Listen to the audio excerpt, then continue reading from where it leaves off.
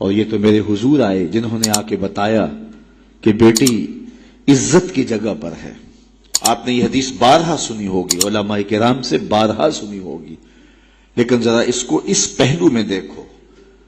جب بیٹیوں کو زندہ درگور کر کے باپ فخر کر رہا تھا، اس زمانے میں میرے حضور نے کہا میری بیٹی میرے جگر کا ٹکڑا ہے۔ یہ صرف کلمہ تحسین ہی نہیں ہے، یہ کلمہ جہاد ہے۔ اس دور میں جب بیٹیوں کو زندہ درگور کر کے باپ فخر کر رہا تھا۔ آج تو ہر شخص اپنی بیٹی کو قرار جان سمجھتا ہے، بیٹی کو آنکھوں کا نور سمجھتا ہے، نور نظر سمجھتا ہے۔ بیٹی کے جہیز کے لیے باپ اپنی ساری زندگی لگا دیتا ہے، پردیس کاٹ دیتا ہے۔ جوان بھائی فیکٹری میں اوور ٹائم لگاتا ہے، میں بہن کے ہاتھ پیلے کرنے۔ تو آج اگر بیٹی کے بارے میں کوئی محبت بڑے جملے کہے جائیں تو بڑی بات نہیں ہے۔ جب باپ زندہ درگور کر کے فخر کرتا تھا، معاشرے سے اسے داد ملتی تھی کہ تو نے بیٹی کو زندہ درگور کیا ہے۔ اس زمانے میں میرے حضور نے کہا کہ میری بیٹی میرے جگر کا ٹکڑا ہے۔ اللہ اکبر، کیسی تبدیلی آئی۔ ایک موقع آیا، فرمایا کہ جو دو بیٹیاں یا دو بہنیں ان کی اچھی تربیت کرے اور ان کو پروان چڑھائے اور ان کی اللہ کی رضا کے لیے شادی کر دے تو قیامت کے دن وہ میرے ساتھ اس طرح قریب ہوگا جس طرح یہ دو انگلیاں قریب ہیں۔ تو مجلس میں موجود ایک صاحب اٹھے، کہا حضور اگر کسی کی دو بیٹیاں نہ ہوں تو ذرا اس کے پیچھے جھانکنے کی کوشش کیجئے، کہاں بیٹیاں زندہ درگور ہوتی تھیں اور کہاں ایک بیٹی والا سوچ رہا ہے کاش کہ میری بھی دو بیٹیاں ہوتی اور میں یہ احساس پاتا۔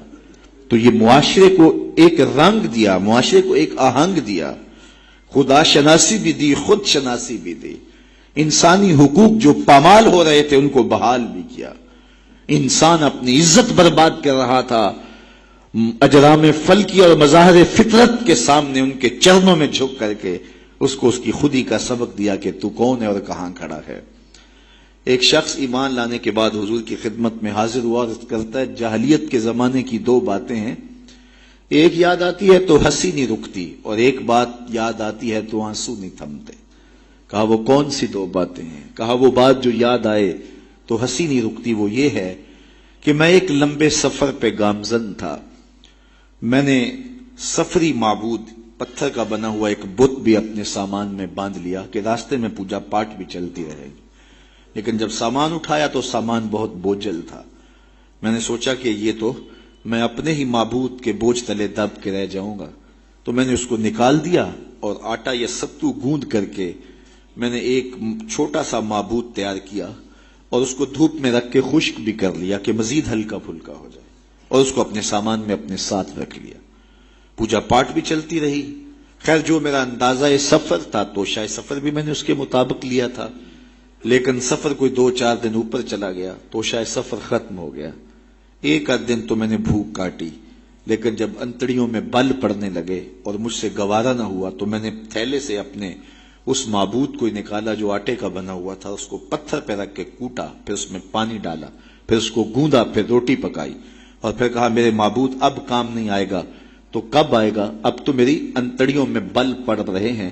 مجھے جاہلیت کے زمانے کی وہ یاد آتی ہے تو مجھے اس بت کی بے بسی پہ ہنسی آتی ہے۔ کیسا بے بس معبود تھا جو اپنے پجاری کو اتنا بھی گزارش نہیں کر سکتا تھا، مجھے پوجنے والے میرے پہ اتنا تو ترس کھا، اب مجھے دانتوں تلے چبا کے تاریخ میدے میں پھینکے گا، پھر گندگی کے ڈھیر پہ ڈال آئے گا۔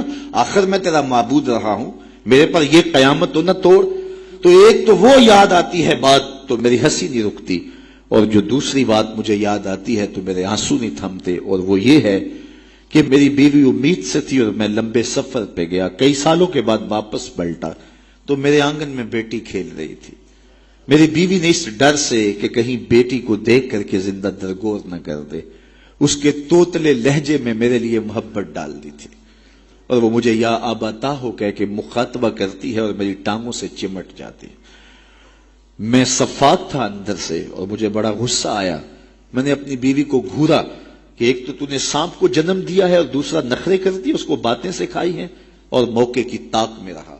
لیکن اس بیٹی کے سینے میں میرے لیے اس کی ماں نے اتنا پیار ڈال دیا تھا۔ بیٹیاں تو ویسے بھی باپ سے ٹوٹ کے پیار کرتے ہیں، بیٹیوں کی محبت تو مثالی ہوتی ہے۔ پھر ماں نے محنت کی تھی کہ اس کا باپ کوئی انتہائی قدم نہ اٹھائے، تو اس کے لیے اس کے باپ کے لیے بے پناہ محبتیں ڈال دی تھی. کہتے ایک دن میں نے موقع پایا اور اس بیٹی کو اٹھایا اور صحرا میں لے گیا. میرا خیال یہ تھا اس سے آج جان چھڑا لوں, اور گڑھا کھودنے لگا. کڑکتی دھوپ تھی, میرے بدن پہ پسینہ نمودار ہوتا تھا. وہ آگے بڑھتی اور اپنے دوپٹے سے میرے ماتھے کا پسینہ پوچھتی, لیکن میرا دل پھر بھی نرم نہ ہوا.